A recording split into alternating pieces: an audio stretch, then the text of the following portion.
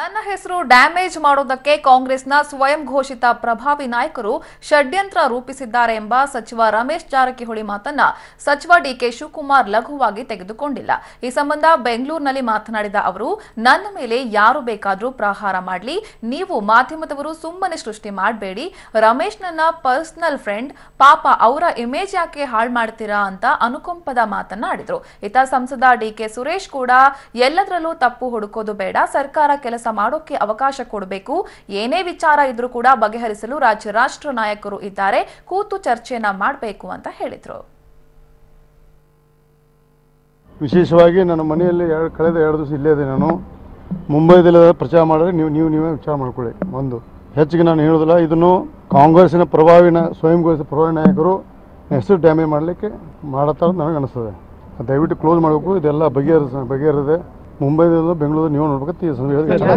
ನನ್ನ ಮೇಲೆ ಯಾರು ನೀವು ಸುಮ್ಮನೆ ಮಾಧ್ಯಮದವ್ರು ಸೃಷ್ಟಿ ಮಾಡಕ್ಕೆ, ಈಸ್ ಮೈ ಪರ್ಸನಲ್ ಫ್ರೆಂಡ್, ಯಾಕೆ ಸುಮ್ಮನೆ ಅವ್ರನ್ನ ಪಾಪ ಅವ್ರ ಇಮೇಜ್ನ ಯಾಕೆ ಹಾಳು ಮಾಡ್ತಾ ಇದ್ದಾರೆ? ನೀವು is A loyal Congress man, youth Congress ಇಂದ ಬೆಳೆದವ್ರು, ಅವ್ರಂಗೆಲ್ಲ ಮಾಡಕ್ಕಿಲ್ಲ. ನೀವು ಸುಮ್ಮನೆ ಸೃಷ್ಟಿ ಮಾಡ್ತಾ ಇದ್ದೀರಾ. ಎಲ್ಲದರಲ್ಲೂ ತಪ್ಪು ಹುಡುಕೋದು ಬೇಡ. ಏನೇ ವಿಚಾರಗಳು ಇದ್ರೂ ಕೂಡ ಬಗೆಹರಿಸಲಿಕ್ಕೆ ರಾಷ್ಟ್ರದ ನಾಯಕರಿದ್ದಾರೆ, ರಾಜ್ಯದ ನಾಯಕರಿದ್ದಾರೆ.